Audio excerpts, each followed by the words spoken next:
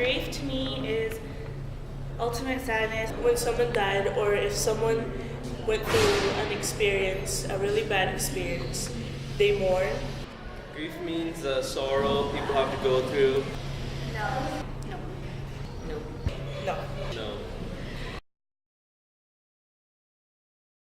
The charity began out of like a process. It wasn't just something that that I guess I realized at a specific time. It was over the course of many years, and seeing the reaction of people to my experience. Of course, I had lost my mom. As I started meeting other people who've been touched by murder, then I realized that we need to create a sense of community and a safe place where people can come and just share their experiences so that they can move forward in their grief.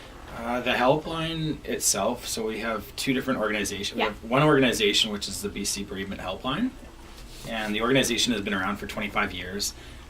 We network with 300 groups and agencies in 86 communities throughout the province. The number of calls is fairly consistent with the helpline. We get around 1,300 to 1,500 calls a year.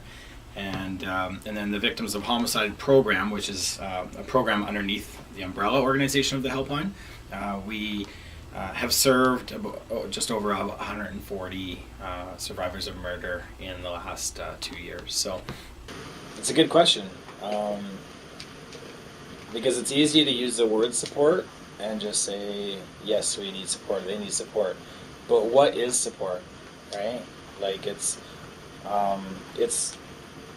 for someone who's been touched by, any type of loss is difficult.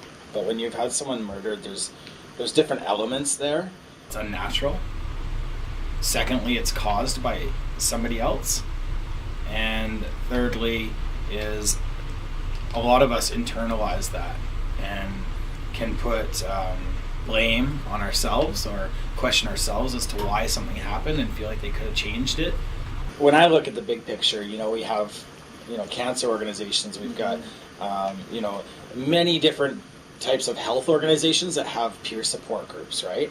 But when you look at murder, 5 years ago, or even 2 years ago, really, we had next to nil support. I think it depends on how they're notified. Do we make a phone call and say, hey, by the way, your sister has been murdered?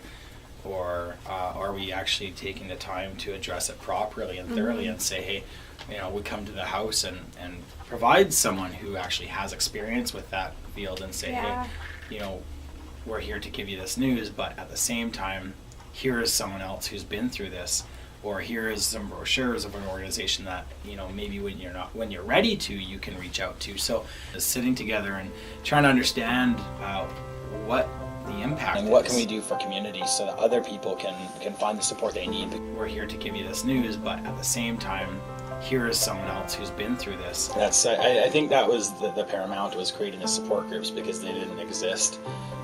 Deal with the pain and the anger towards those people. Just having someone that's available and that you can, listen and be with is, I think, really important. So this is not a kind of pain that you can just just talk to a professional when the professionals themselves don't even understand. And sharing it just released me in a lot of ways. I think if we internalize our pain, that's probably one of the most harmful things we can do. From that moment forward, your whole life has changed, and you can't do anything to go backwards to get that person back. And the coolest thing is, now that we got this organization, it's almost like I don't have to tell my story anymore.